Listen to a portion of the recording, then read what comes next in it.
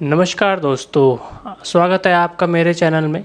हम लोग class 9th के चैप्टर ख़त्म कर रहे थे। एनसीईआरटी के 5 चैप्टर हम लोगों ने पढ़ लिए थे। हमारा जो नेक्स्ट चैप्टर है वो है लाइंस एंड एंगल। कुल मिला के यहाँ से हमारी जो है ज्योमेट्री शुरू होती है। जो हमने पहले इसके एक चैप्टर पढ़ा था यूक्लिड ज्योमेट्री का, उसमें बेसिक थे, पोस्टुलेट और एक्सियम थे। बाकी जो मेन ज्योमेट्री जिससे सवाल आपके उसमें आएंगे वो यहीं से आएंगे, और यहाँ से पढ़ना ज़्यादा इम्पोर्टेंट है। क्या होता है एंगल, क्या होता है लाइन, क्या होता है रे। ठीक है, चलिए हम लोग एंगल से शुरुआत करते हैं कि क्या होते हैं एंगल, किस तरह के एंगल होते हैं। आगे बढ़ते हैं, ठीक है। सबसे पहले हम कोई लाइन बनाएंगे और देखेंगे टाइप्स ऑफ एंगल।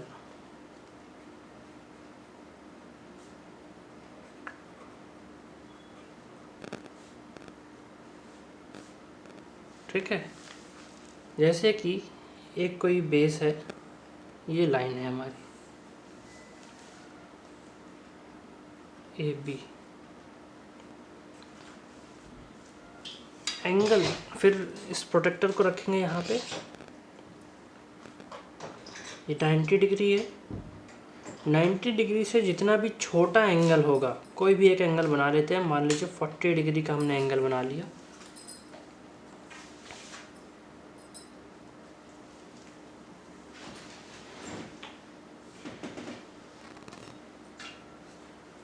ये हमारा होगा एक्यूट एंगल।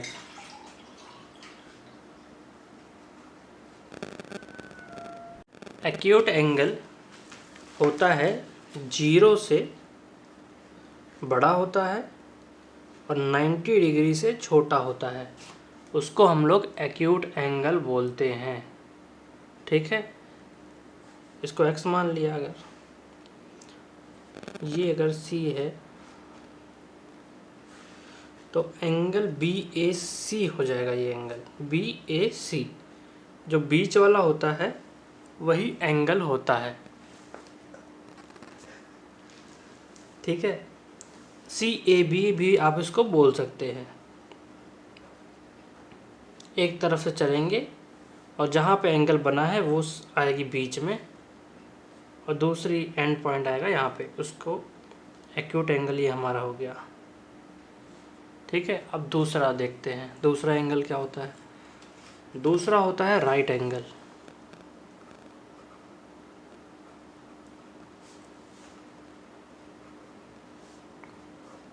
राइट एंगल बनाने के लिए सबसे पहले एक बेस खींचेंगे,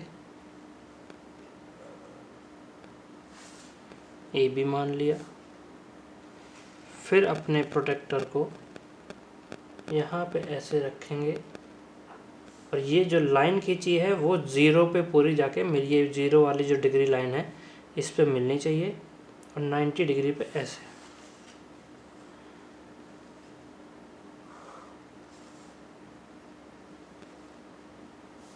ये हमारा 90 डिग्री होता है। 90 डिग्री को डिनोट करने के लिए यहाँ पे हम लोग डिब्बा बना देते हैं। ठीक है, ये हमारा राइट एंगल है, और इसमें जो एंगल होता है x बराबर हो जाता है 90 डिग्री। इसमें x कितना है? 0 से 90, और उसमें x बराबर 90 डिग्री। इसी तरह से हम लोग आगे बढ़ेंगे। आगे होता है ऑब्ट्यूज एंगल। ऑब्ट्यूज एंगल होता है greater than 90 degree. Obtuse angle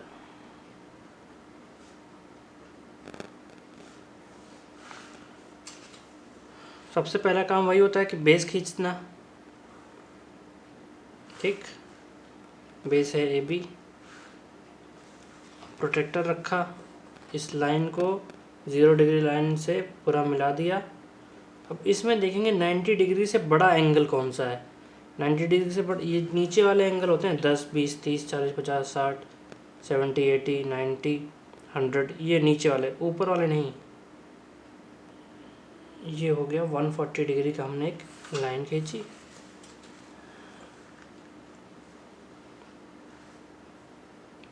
तो ये हमारा हो गया ऑब्ट्यूज एंगल। ये 140 डिग्री का बनाया गया था। ठीक है। इसमें x जो है वो ग्रेटर देन 90 डिग्री होगा और लेस देन 180 डिग्री होगा। 180 डिग्री भी मैं आपको अभी बताऊंगा, ठीक है। उससे पहले हम लोग रिफ्लेक्स एंगल देख लेते हैं। रिफ्लेक्स एंगल क्या होता है? रिफ्लेक्स एंगल होता है, यहीं पे देख लेंगे, इसी में समझा दूंगा मैं। हमारा फोर्थ है रिफ्लेक्स एंगल।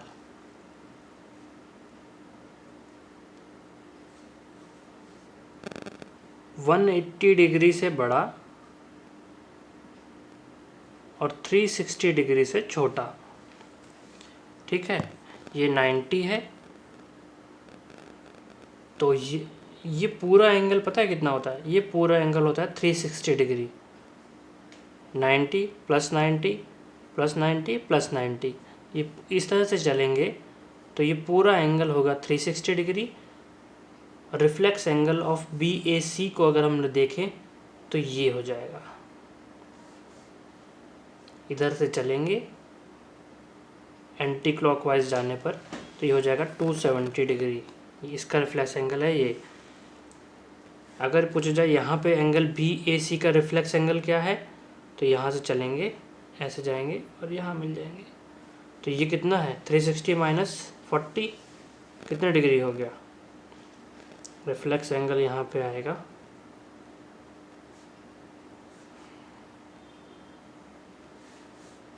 320 डिग्री। इसी तरह से इसमें है, इस केस में रिफ्लेक्स एंगल क्या बनेगा? रिफ्लेक्स एंगल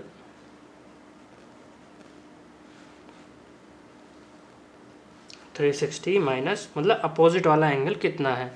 360 माइनस 140, 220 डिग्री, ठीक है। अब देख लेते हैं 180 डिग्री क्या होती है। 180 डिग्री जो एंगल होता है वो हमारा एक स्ट्रेट लाइन होती है। इसका एक एक्सियम भी है,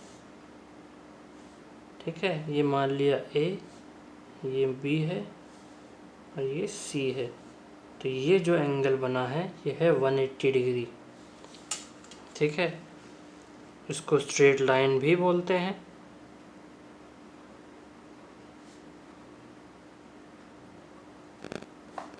straight line equal to 180 degree.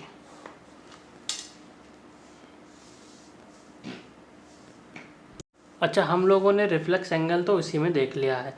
अब देख रहा है कि कॉम्प्लीमेंट्री और सप्लीमेंट्री एंगल क्या होते हैं। तो देखते हैं कॉम्प्लीमेंट्री एंगल।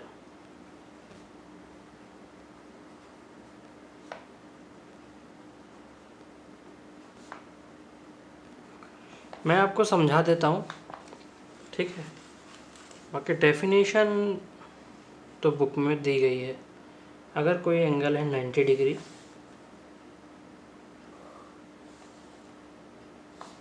ये हमने एंगल बनाया ABC,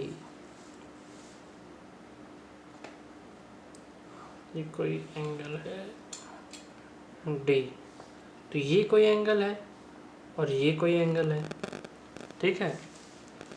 कॉम्प्लीमेंट्री एंगल वो होते हैं जिनका सम 90 डिग्री होता है। जैसे कि यहाँ पे angle ABD plus angle DBC किसके बराबर है? 90 डिग्री के। तो ये दोनों एंगल आपस में कॉम्प्लीमेंट्री एंगल हैं, ठीक है। इसको याद करने का तरीका ही होता है। फिर एक आता है, इसका कंफ्यूजन होता है सप्लीमेंट्री एंगल से। सप्लीमेंट्री एंगल्स, इनका जो सम होता है, इसमें होता है x प्लस वाई बराबर 90 डिग्री, इसमें इन दोनों का सम 90 डिग्री होता है।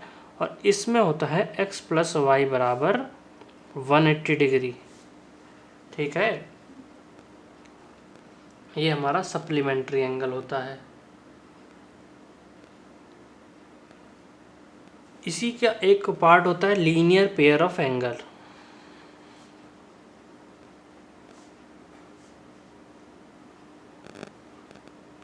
लीनियर पेयर ऑफ एंगल वो होते हैं,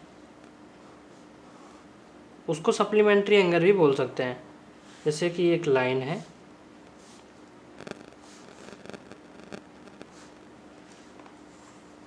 180 डिग्री की, ये कोई एंगल है, तो ये एंगल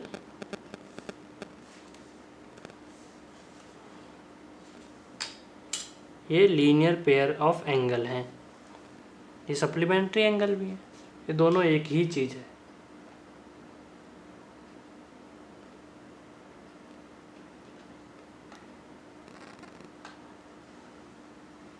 अब आता है कॉन्सेप्ट हमारा एडजेसेंट एंगल का। ये 5th हो गया, ये 6th हो गया, ये 7th हो गया, ये दोनों तो एक ही हैं तो इसको 6th ही लिख लीजिए। अब 7th बोलता है एडजेसेंट एंगल।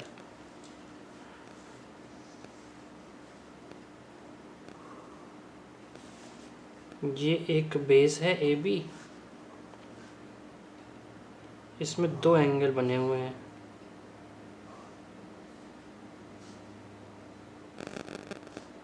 सी और डी। डेफिनेशन बोलती है किन्हीं दो एंगल का कॉमन जो साइड है और जो बाकी जो अनकॉमन साइड है वो उस कॉमन साइड के अपोजिट साइड में लाई कर रहे हैं, वो हमारा एडजेसेंट एंगल होता है। जैसे कि अगर डेफिनेशन से समझे, ये ए सी हमारी कॉमन लाइन है, ठीक है, ए डी ये अनकॉमन लाइन है, ए डी और ए बी ये कहाँ लाई कर रही हैं, एक इस साइड है, एक नीचे की साइड है, तो ये हमारा एडजेसेंट एंगल हो जाएंगे। ठीक है, अगर याद रखने के तरीके से देखा जाए, एक ऐसे एक के बगल में जो दूसरा एंगल है वो हमारा एडजेसेंट एंगल है, इसमें ज़्यादा दिमाग लगाने की ज़रूरत ही नहीं।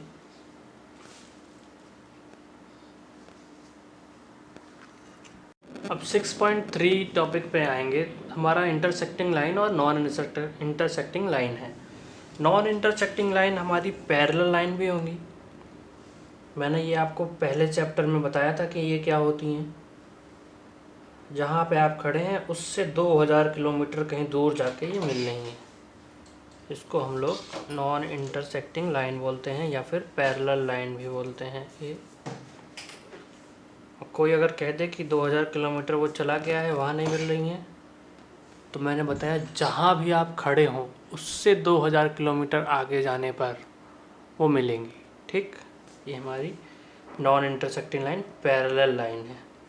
ये आपस में कोई एंगल नहीं बनाती, 0 डिग्री का एंगल भले बना ले।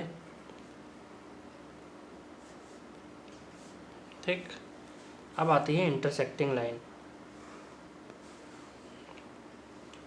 इंटरसेक्टिंग लाइन में थोड़ा पढ़ने की ज़रूरत है। जैसे कि ये कोई लाइन है, ए बी और सी डी, दोनों की दोनों इंटरसेक्ट कर रही हैं किसी एक पॉइंट पे। उस पॉइंट को हमने नाम दिया है ओ। तो ये जो हमारे अपोजिट एंगल बने हैं ना, जैसे कि ये एंगल और ये एंगल हमेशा बराबर होगा, इनको हम लोग बोलेंगे वर्टिकली अपोजिट एंगल। इसका प्रूफ आगे दिया गया है, मैं आपको समझा दूंगा। ये एंगल और ये एंगल हमेशा बराबर होगा, ठीक है, और ये एंगल और ये एंगल हमेशा बराबर होगा। ठीक है, आप ये देख सकते हैं क्या, इन दोनों का सम 180 डिग्री है। ठीक है, इसी तरह इन दोनों का सम 180 डिग्री है, क्योंकि ये एक लाइन है, ये एक लाइन है, इन दोनों का सम। लेकिन ये बहुत इम्पोर्टेंट है कि अपोजिट एंगल हमेशा बराबर होता है। ठीक है, ये बहुत आगे तक ये यूज़ होने वाला है और इसको हम लोग डिटेल में भी पढ़ेंगे, इसका प्रूफ भी दिया गया है। चलिए जो पहला एजम्पशन इस चैप्टर में माना गया है, एक्सियम है, जो एक लाइन होती है उसके जो दो एडजेसेंट एंगल जो होते हैं वो 180 डिग्री का, लाइन जो होती है 180 डिग्री, इसका ये एजम्पशन माना गया है इस चैप्टर में। बस इतना ही एजम्पशन है, बाकी सब प्रूफ है। ये जो है लाइन, इसका 180 डिग्री ये होता है ये एंगल। ठीक, चलिए अब प्रूफ देख लेते हैं कि वर्टिकली अपोजिट एंगल बराबर क्यों होते हैं। ठीक, तो इस केस में हमें प्रूव करना है कि एंगल AOD बराबर है एंगल BOC के। ठीक है, तो ये लाइन देख लेते हैं। ठीक है,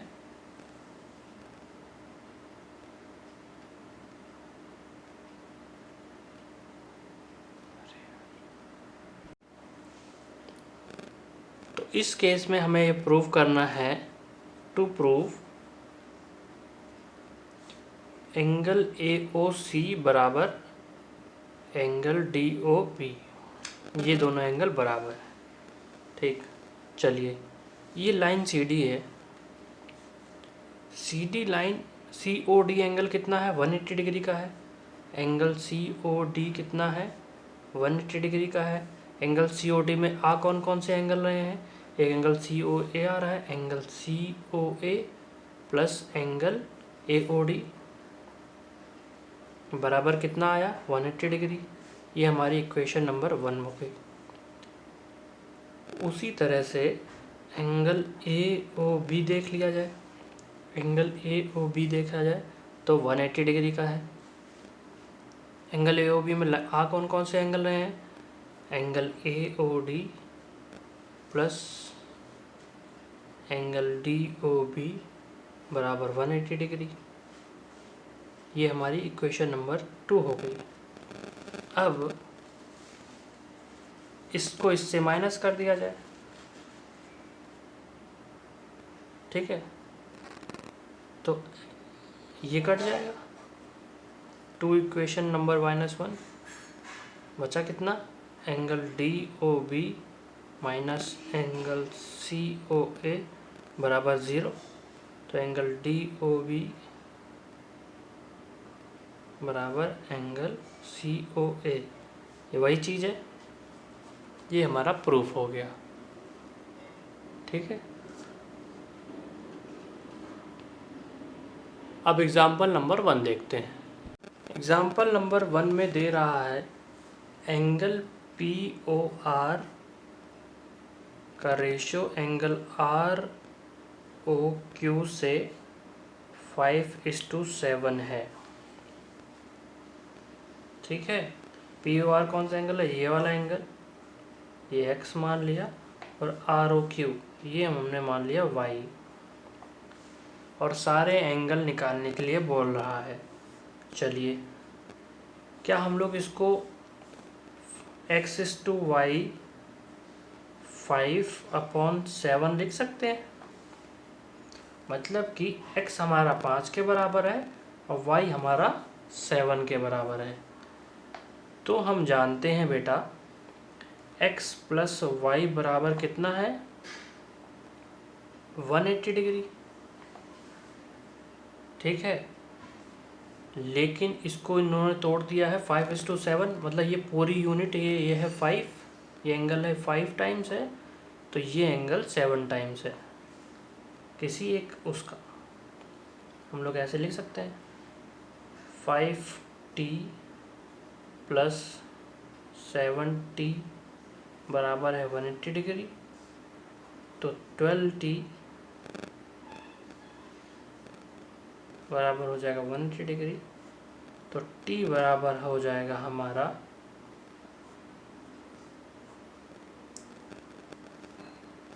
15,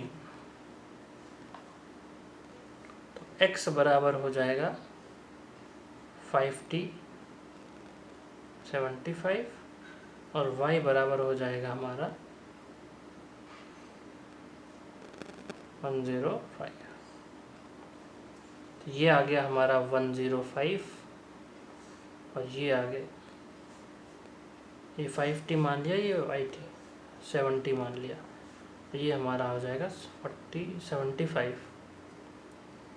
तो ये एंगल 75, तो ये एंगल भी 75 वर्टिकली अपोजिट एंगल, और ये एंगल 105, तो ये एंगल भी 105। ये हमारा एग्जाम्पल सॉल्व हो गया। अब एग्जाम्पल नंबर 2 देखते हैं। देखिए अब एक्सरसाइज 6.1 देखते हैं। दिया क्या है, angle AOC plus angle BOE equal to 70 degree है। तो भैया एंगल AOC कितना है प्लस एंगल BOE हमारा है 70 डिग्री, और दिया गया है angle BOD is equal to 40 degree. ये एंगल हमारा 40 डिग्री है, BOD है, सॉरी ये एंगल 40 डिग्री नहीं है, BOD ये वाला एंगल हमारा 40 डिग्री है। तो अगर ये 40 डिग्री है तो हमको दिख रहा है इसके ये दो लाइन है CD और AB, स्ट्रेट लाइन है। दिया गया है क्वेश्चन में AB and CD intersect at O, ये लाइन है, तो इसके अपोजिट वाला एंगल ये 40 डिग्री हो जाएगा। ये मैं लिख नहीं रहा हूँ, आपको लिख के पूरा, मैं अभी खाली समझा रहा हूँ, आप लिख के पूरा इसका आंसर लिख दीजिएगा। तो ये एंगल अपोजिट एंगल है, वर्टिकली अपोजिट एंगल है इसके, तो ये 40 डिग्री हो जाएगा। लेकिन हमको AOC दिया, ये 40 डिग्री हो गया, और BOE कितना बचा फिर, ये हमारा 30 डिग्री बचेगा। 70 माइनस 40 कितना बचा, 30 डिग्री। अब क्या पूछ रहा है वो देख लेते हैं क्वेश्चन में। फाइंड एंगल BOE आ गया 30 डिग्री, ठीक है। रिफ्लेक्स एंगल ऑफ COE, देखो COE इसका रिफ्लेक्स एंगल निकालना है, तो या तो एक काम करो, आप ये एंगल निकाल लो, क्या किससे आ जाएगा, ये पूरी एक लाइन है, और 180 माइनस 70 ये एंगल आ जाएगा, और फिर उसको 360 से माइनस कर दो तो ये एंगल आ जाएगा।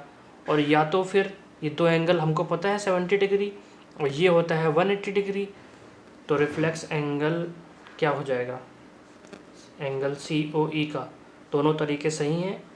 COE का ये एंगल हो जाएगा 70 प्लस 180 डिग्री, ये हमारा रिफ्लेक्स एंगल आ जाएगा इसका, कितना हो जाएगा 250 डिग्री।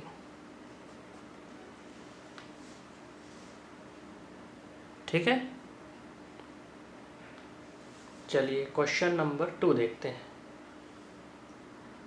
क्वेश्चन नंबर 2 बोल रहा है XY line XY and MN intersect at O, line XY और MN इंटरसेक्ट कर रही हैं O पे, ठीक है। If POY is equal to 90 degree, ये हमारा राइट एंगल दिया गया है 90 डिग्री, और ये हमारे एंगल दिए गए हैं A, ये है B, और ये एंगल है हमारा C, और A:B दिया गया है, 2:3 दिया गया है, इनका रेशियो 2:3 है, और C हमारे एंगल निकालना है। देखो C एंगल निकालने के लिए अगर हम लोग ये एंगल निकाल लें, A एंगल, दो तरीके हो सकते हैं, या तो ये वाला एंगल निकाल लें क्योंकि ये दो लाइन है ना, इसके वर्टिकली अपोजिट एंगल है, और या तो फिर हम B निकाल लें कि 180 डिग्री से B माइनस, ये एक लाइन है, 180 डिग्री से B माइनस करने पर हमारा, तो A और B किसी से भी हमारा आंसर आ सकता है।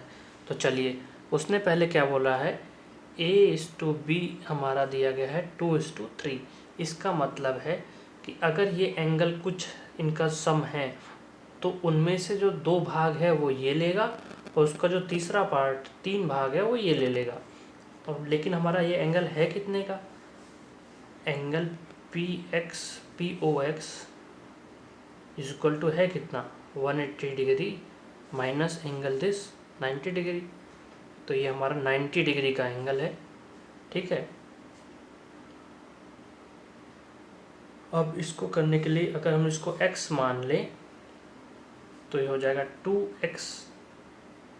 अच्छा, आपको ये तरीका नहीं आता होगा, angle A is equal to हो जाएगा 2 इन दोनों का सम कितना है 5 इंटू 90 डिग्री, और एंगल B हो जाएगा 3/5 इंटू 90 डिग्री। इस तरीके से निकालते हैं एंगल, ठीक है। ये हो जाएगा 36 और ये हो जाएगा हमारा ये हो जाएगा 36, ये हो जाएगा हमारा 54। ठीक है,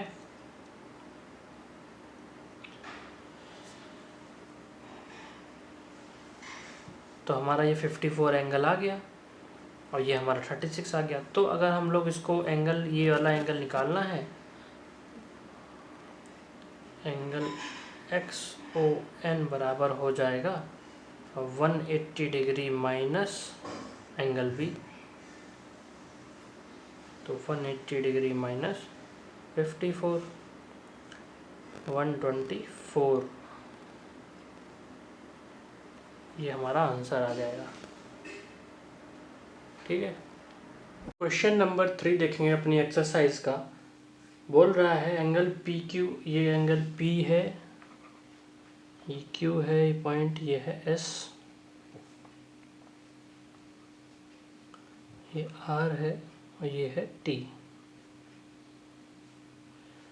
बोल रहा है हमारा एंगल PQR बराबर है एंगल PRQ के। प्रूव करना है PQS और PRT बराबर है कि नहीं। ये एंगल इस एंगल के बराबर है, ये एंगल और ये एंगल बराबर है, ये प्रूव करना है। अगर हम लोग यहाँ पे एक लाइन खींच लें, एक इमेजिनरी लाइन है जो कि O पे कट कर रही है हमारी ST लाइन को, तो अब खाली इतना पार्ट देखें, ये पार्ट देखेंगे अगर, तो आएगा हमारा एंगल SQO जो है वह 180 डिग्री है। SOQ है किसके बराबर, angle PSQ plus angle PQO equal to कितना है हमारा 180 डिग्री। ये हमारी इक्वेशन है 1। अब इस पार्ट को देखेंगे, ठीक है, P और ये वाला पार्ट, तो हमारा एंगल ORT बराबर कितना है 180 डिग्री। तो हमारा ORT 180 डिग्री है, ORT है किसके बराबर, एंगल ORP ये एंगल प्लस एंगल PRT बराबर कितना है 180 डिग्री। और जो गिवन था हमारा एंगल PQR बराबर क्या हो जाएगा, एंगल PQO, ये एंगल एक ही तो होगा, इक्वल टू एंगल कितना है PRO। ये थर्ड इक्वेशन होगी। अब अगर हम लोग सेकंड को इससे माइनस कर दें तो क्या आंसर आएगा, equation 2 number minus equation 1, answer आएगा हमारा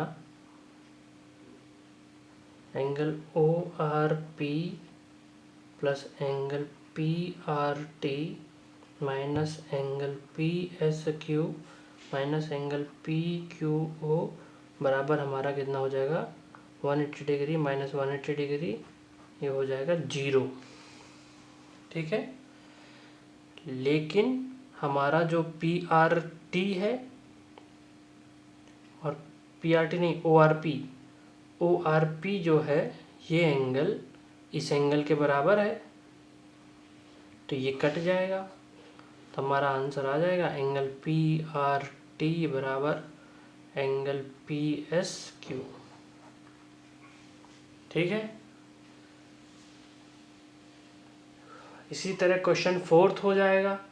हम लोग क्वेश्चन 4 में ये लिख देंगे x plus Y AOB's line. अगर हम लोग देखेंगे इसमें तो x प्लस वाई प्लस अगर दिया गया है equal to W plus Z, और x plus Y plus W plus Z कितना होगा हमारा 360 डिग्री। ठीक है, और x प्लस वाई कितना आ जाएगा हमारा 2x प्लस वाई हो जाएगा हमारा 360 डिग्री, और x प्लस वाई आ जाएगा 180 डिग्री। तो 180 डिग्री की अगर वो है तो एक लाइन होती है, अगर एंगल 180 डिग्री है तो एक लाइन होती है। तो मतलब कि ये लाइन है, तो फोर्थ हमारा इजीली हो जाएगा। अब फिफ्थ देख लेंगे और फिफ्थ सिक्स के बाद एक्सरसाइज ख़त्म होगी हमारी। ठीक है, फिफ्थ देख लेते हैं पहले। चलिए पहले क्वेश्चन फोर्थ ही देख लेते हैं, नहीं तो आप लोग कहोगे कि ये बताया नहीं। देखिए हमारा we know that X plus Y plus Z plus W कितना होगा हमारा 360 डिग्री, और गिवन क्या है एक्स प्लस वाई बराबर है जेड प्लस डब्लू, ये 360 हो गया। अब इस जेड प्लस डब्लू की जगह इक्वेशन 1 से हम लोग एक्स प्लस वाई रख देंगे, तो X plus Y is equal to 360 degree, तो ये हमारा 2 times of X plus Y हो जाएगा 360 डिग्री, एक्स प्लस वाई हो जाएगा हमारा 180 डिग्री। तो अगर हमारा इन दोनों का एंगल का सम 180 डिग्री होता है तो अकॉर्डिंग टू रूल ये हमारी स्ट्रेट लाइन होती है। ठीक है, ये हो गया हमारा क्वेश्चन फोर्थ। अब क्वेश्चन फिफ्थ देखेंगे।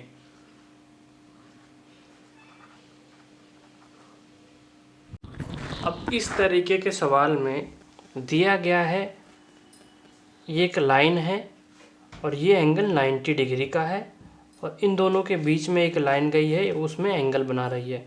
हमें प्रूव करना है एंगल आर ओ एस बराबर 1/2 angle Q S minus angle P O S.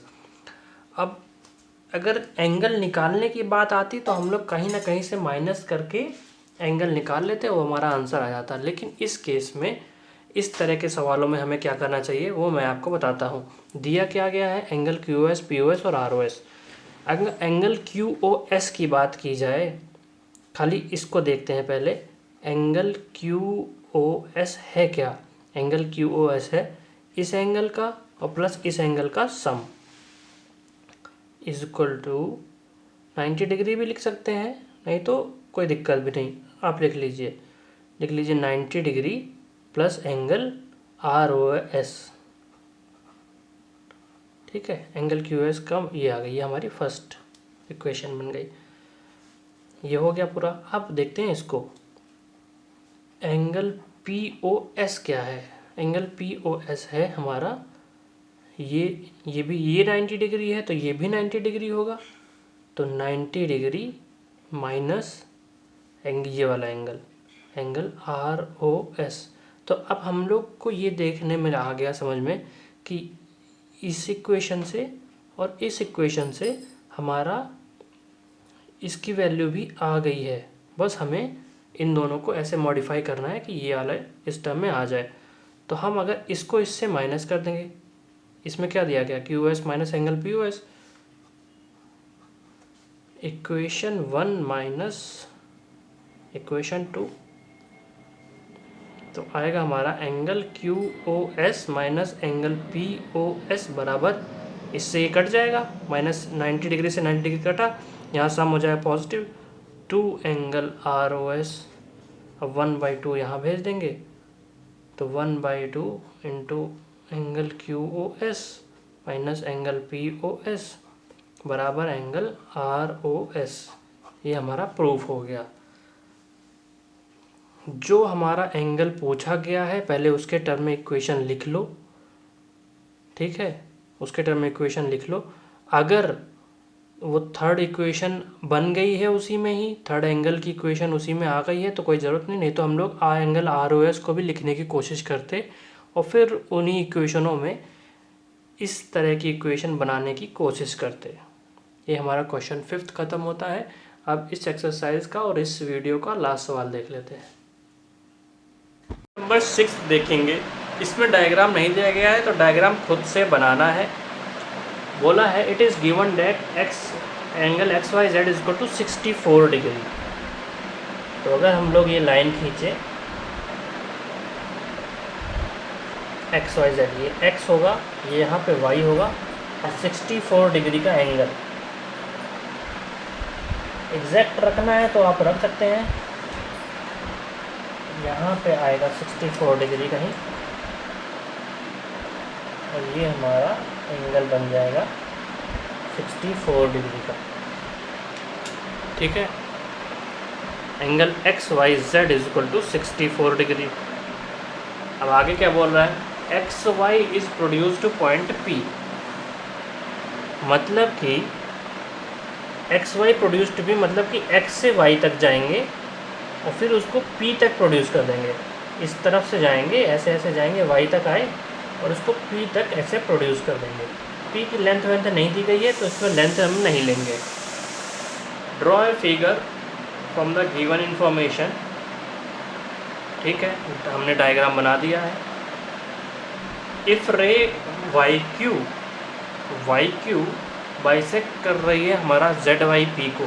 Bisect मतलब ये जो हमारा एंगल है उसको बाइसेक्ट कर दे रही है। YQ जो है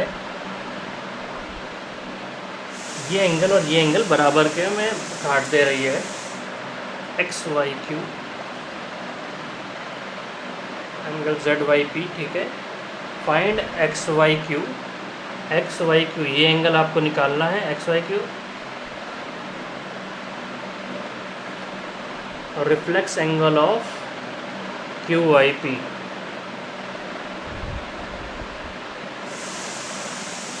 QYP का कौन सा एंगल है? ये एंगल बन रहा है, ये एंगल हमको फिर निकालना है। तो पहले इस एंगल की बात कर लें, ये क्या आया है?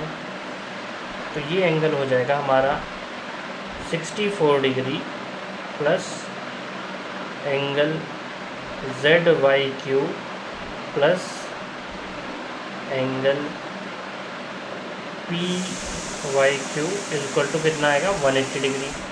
लेकिन ये एंगल और ये एंगल बराबर है, तो बराबर है तो हम लोग ये भी लिख सकते हैं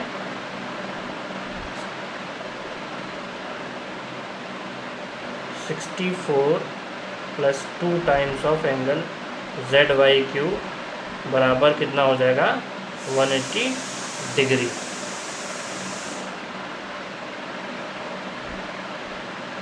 अब 64 से ये माइनस किया ZYQ तो कितना आ जाएगा? 120 माइनस 4 116। ठीक, इससे 2 से ही काट दिया 58।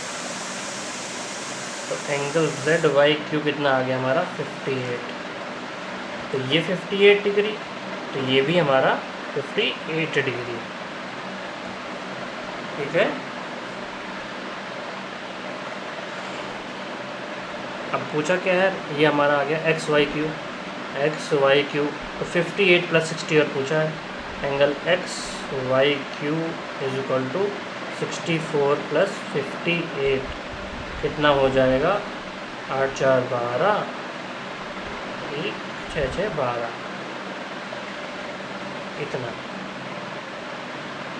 ठीक है, अब इसका रिफ्लेक्स एंगल किसका पूछा गया है? QYP का। QYP का रिफ्लेक्स एंगल मतलब कि ये तो 360 से माइनस कर देंगे 58 को, तो रिफ्लेक्स एंगल QYP हो जाएगा 360 माइनस 58 डिग्री, तो हो जाएगा 302 डिग्री। हमारा आंसर आ गया, हमारी एक्सरसाइज ख़त्म हो गई।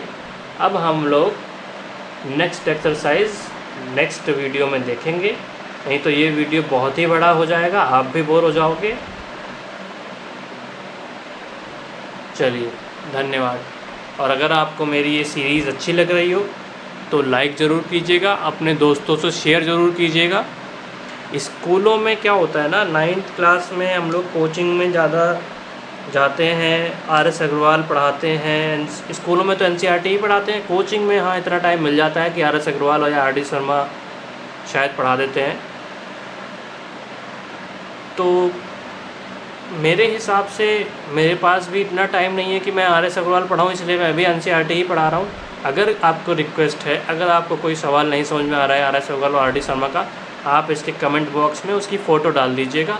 मैं आपको उसके लिए सेपरेट वीडियो बना के या उसको एक पेज में सॉल्व करके उसी में डाल दूँगा। ठीक है, चलिए, धन्यवाद।